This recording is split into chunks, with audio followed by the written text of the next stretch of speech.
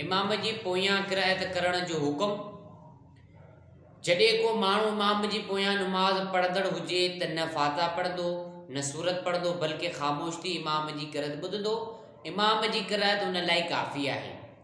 अॼुकल्ह अहले हदीस उन ॻाल्हि ते घणो ज़ोर ॾेई रहिया आहिनि त जमाती खे बि इमाम जे पोयां क़िराअत करणु लाज़िम आहे। उन लाइ मुनासिब आहे त असां क़ुरान ऐं हदीस ऐं आसार सहाबा मां उन ॻाल्हि जा दलील पेश कयूं त इमाम जी क़िराअत जमाती लाइ काफ़ी आहे। जे क़ुरान मजीद में अल्लाह पाक इरशाद फरमाए थो, वइज़ा क़ुरियल क़ुरान फस्तमिऊ लहो व अनसितू। जॾहिं क़ुरान पढ़ियो वञे त तव्हां उहो ॿुधो ऐं ख़ामोश थियो।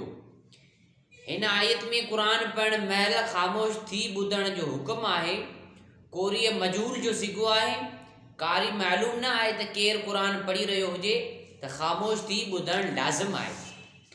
उन लाइ उन आयत जो बहितरीन तफ़सीर सुहिणे नबी करीम सल्लल्लाहु अलैहि वसल्लम जी हदीस आहे। अचो त ॾिसूं हदीस नबवी मुताबिक़ कोरीअ जो कारी केरु आहे। सही मुस्लिम में हज़रत सैयदना अबू मूसा अशअरी रज़ी अल्लाह तआला अन्हु खां रवायत आहे, चयाईं रसूलुल्लाह सल्लल्लाहु अलैहि वसल्लम फरमायो त इमाम उन लाइ बनायो वियो आहे जो उन जी पैरवी कई वञे।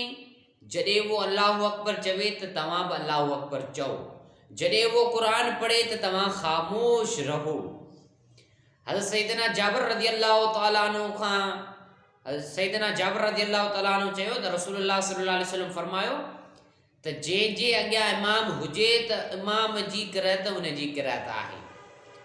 हज़रत अलकमा रज़ी अल्लाह तआला अन्हु अब्दुल्ला बिन मसूद रज़ी अल्लाह तआला अन्हु खां रवायत कई त जेको इमाम जी पोयां क़िराअत करे थो हाउ जे उन जो वात मिटी सां भरियो वञे।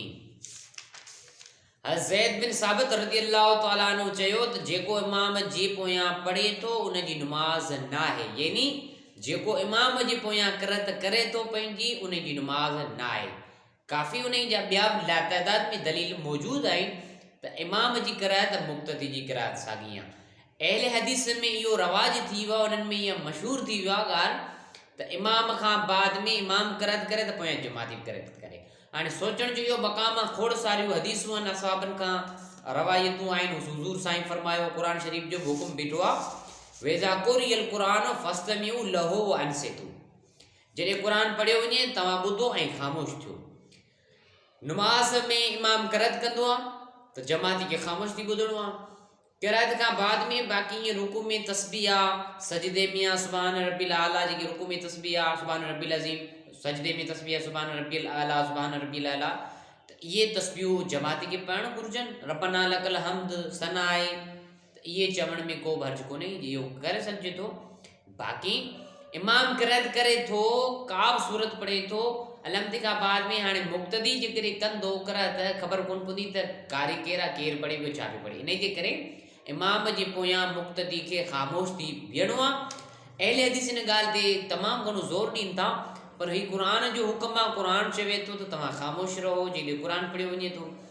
ऐं हुज़ूर अलैहिस्सलातु वस्सलाम छा था फरमाइनि त जॾहिं इमाम जो मतिलबु छा आहे, पेश इमाम, अॻियां इमाम, यानी असांखे इमाम जी पैरवी करणी आहे। इमाम खां कंहिं बि मसइले में अॻिभराई नाहे करणी।